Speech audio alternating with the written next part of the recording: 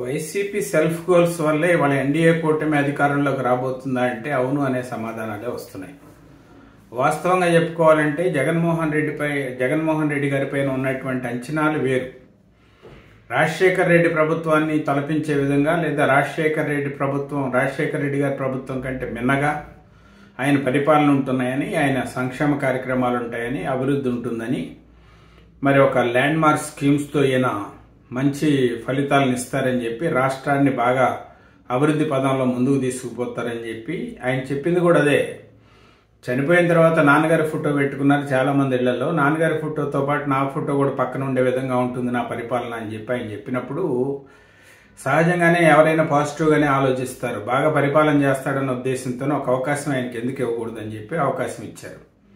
కాకపోతే ఆయన పరిపాలనలోకి వచ్చిన దగ్గర నుంచి ఏంటంటే విధ్వంసకరమైన పాలనే చూశారు జనాలందరూ. ఎందుకంటే ప్రత్యేక హోదా పైన ఆయన చాలా మాటలు చెప్పాడు, దాన్ని ఆచరించలేకపోయాడు, దాన్ని తీసుకురావడంలో వైఫల్యం చెందాడు.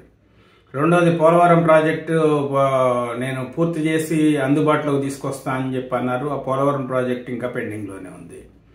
అమరావతి రాజధాని ఇక్కడే ఇల్లు కట్టుకున్నా ఇక్కడే అమరావతి రాజధానిగా ఉంటుందని ఆయన చెప్పారు, అది చేయలేకపోయారు. మద్యపానం పైన ఆయన చేసినటువంటిది కూడా, ఆయన చేసిన ప్రకటనలు కూడా కొంత మహిళా లోకం కొంత ఆకర్షితమైనటువంటి పరిస్థితి. కానీ అంతకంటే దారుణమైనటువంటి తక్కువ నాణ్యత కలిగినటువంటి మద్యాన్ని అందుబాటులోకి తీసుకొచ్చి మద్యం అనేది ఒక పెద్ద వ్యాపారంగా ప్రభుత్వం చేయటం అనేది, ఇవన్నీ కూడా అంటే వీటన్నిటి వల్ల ఈ ప్రభుత్వం పైన వ్యతిరేకత వచ్చింది. ఎన్డీఏ కూటమి కలిసి వచ్చే అంశాలు ఏంటంటే ఈ ప్రభుత్వ వ్యతిరేక ఉద్యమాలు చేస్తా ఉన్న పరిణామ క్రమంలో పవన్ కళ్యాణ్ గారిని అడ్డుకోవటం, పవన్ కళ్యాణ్ గారిని టార్గెట్ చేయటం ఈ ప్రభుత్వం. ప్రతిపక్షం కంటే చంద్రబాబు నాయుడు గారి కంటే ఎక్కువగా జగన్మోహన్ రెడ్డి గారు తీవ్రమైనటువంటి కామెంట్ చేయటం, వ్యక్తిగత విషయాలని ప్రస్తావించటం, ఆయన పెళ్లిళ్ళను ఒక ప్రచార అస్త్రంగా మార్చుకోవటం, ఇవన్నీ కూడా అధికార పార్టీకి నెగిటివ్ అయినటువంటి పరిస్థితి.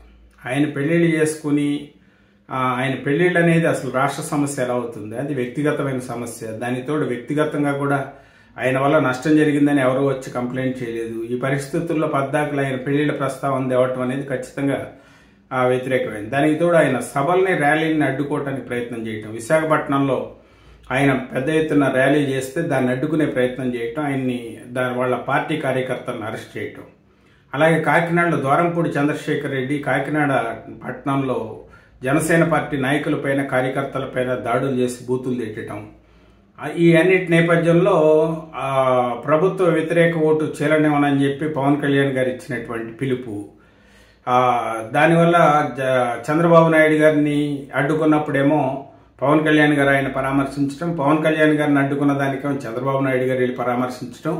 ఎప్పుడైతే ప్రభుత్వ వ్యతిరేక పార్టీలు ఉన్నాయో ఆ పార్టీలు, ప్రధాన పార్టీలు ఏకమైనాయి. తర్వాత ఏంటంటే బీజేపీని ఎందుకు తీసుకురావాల్సి వచ్చిందంటే, బీజేపీ అనేది కేంద్రంలో ప్రభుత్వంలోకి వస్తుంది. ఖచ్చితంగా రాష్ట్రం బాగుపడాలంటే, రాష్ట్రానికి నిధులు కావాలంటే, రాష్ట్రాన్ని అభివృద్ధి పదంలో తీసుకుపోవాలంటే బీజేపీని కలుపుకోవాల్సి వచ్చింది అనేటువంటి ఈ వాదన ఏదైతే వచ్చిందో, తెలుగుదేశం, జనసేన పార్టీలు తీసుకొచ్చినాయో దానికి కూడా ప్రజలు ఆమోదించినట్టు కనబడుతుంది.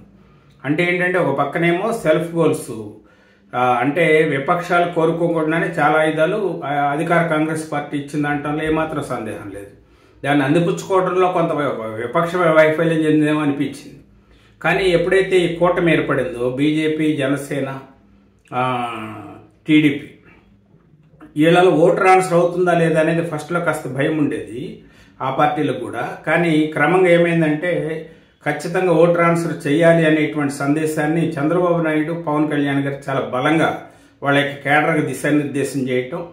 మాకు ఓటేస్తే జనసేన పార్టీకి ఓటేటువంటి, జనసేన పార్టీ అంటే మేము పోటీ చేసే చోట గాజు గ్లాస్ గుర్తు, మేము పోటీ చేయని చోట విపక్షాల గుర్తులను కూడా ఖచ్చితంగా అలాగే వేయాలి అని చెప్పి, మేము అన్ని నియోజకవర్గాల్లో పోటీ చేస్తున్నట్టుగానే భావించండి అని చెప్పి వాళ్ళు ఒక బలమైన సందేశాన్ని ప్రజల్లోకి తీసుకెళ్లారు. అది ఖచ్చితంగా కూటమికి అడ్వాంటేజ్ అయింది. బీజేపీ కలవటం వల్ల కొంత నెగిటివ్ వచ్చిందనేటువంటి మాట వస్తుంది, కానీ దానికంటే పాజిటివ్ ఓటింగ్ కూడా పెరిగింది. ఎందుకంటే బీజేపీ కేంద్రంలో అధికారంలోకి వస్తుంది కాబట్టి కేంద్రం యొక్క ఆశీస్సులు రాష్ట్రానికి ఉంటే తద్వారా అభివృద్ధి సాధ్యమవుతుందని చెప్పి కూడా కాస్త కోస్తో చదువుకున్న వాళ్ళు, కాస్త కోస్తో న్యూట్రల్గా ఉండేటువంటి ఓటర్లను ఆకర్షించినట్టుగా అది భావించవచ్చు. కొంత ముస్లిం ఓటింగ్ కొంత దెబ్బతిని ఉండొచ్చు, కానీ అంతకంటే మిగతా వర్గాలు బీజేపీని అభిమానించేటువంటి వర్గాలు కానీ, న్యూట్రల్ ఓటర్స్ కానీ, కేంద్రంలో రాష్ట్రంలో ఒకే ప్రభుత్వం ఉంటే డబుల్ ఇంజన్ సర్కార్ అంటే అభివృద్ధి కాస్త ముందుకు పోవడానికి అవకాశం ఉంటుందని కాంక్షించి తద్వారా కూటమికి ఓట్లేసినటువంటి వాతావరణం కూడా గ్రౌండ్లో కనబడుతుంది. ఏదేమైనా ఏంటంటే ఈ విపక్ష కూటమి అనేది ఖచ్చితంగా బలంగా ముందుకెళ్ళింది. ఎప్పుడైతే సెల్ఫ్ గోల్స్ నుంచి వీటిని తట్టుకుని విపక్షాలను ఎదుర్కోవటంలో విపక్షాలని సిద్ధం అని చెప్పి సభలో జగన్మోహన్ రెడ్డి గారు తీసుకెళ్లారులే కానీ, సిద్ధం అనేటువంటి సభలు నిర్వహించారులే కానీ, దాన్ని ప్రజల్లోకి తీసుకెళ్లడంలో విపక్షాల కూటమి సంక్షేమ పథకాలు కానీ, వాళ్ళ సూపర్ సిక్స్లు కానీ, ల్యాండ్ టైటిలింగ్ యాక్ట్ కానీ, ఇలాంటివన్నీ మళ్ళీ సంక్షేమ పథకాలపైన కూడా వీళ్ళు అవే సంక్షేమ పథకాలు కొనసాగుతాయని చెప్పారు. మరి వీళ్ళు కొనసాగించే సంక్షేమ పథకాలు మళ్ళీ వాళ్ళు కొనసాగించినప్పుడు వీళ్ళకి ఎందుకు ఓట్లు వేయాలి అంటే ఈ విషయాలన్నింటినీ కూడా తీసుకొచ్చారు. ల్యాండ్ టైటిలింగ్ యాక్ట్ ఒకటి తీసుకొచ్చారు. మరి ఈ చాలా అంశాలు, చాలా ఫ్యాక్టర్స్, డెవలప్మెంట్ లేదని, ల్యాండ్ టైటిలింగ్ యాక్ట్ అని, మరి సంక్షేమ పథకాల్లో ఇంత పూర్వం కంటే మిన్నగా చేస్తామని, ఇలా రకరకాలైనటువంటి అంటే ఎత్తులు పై ఎత్తుల్లో ప్రభుత్వం యొక్క ఎత్తులను చిత్తు చేయటంలో విపక్షం ఖచ్చితంగా 100% సక్సెస్ అయింది.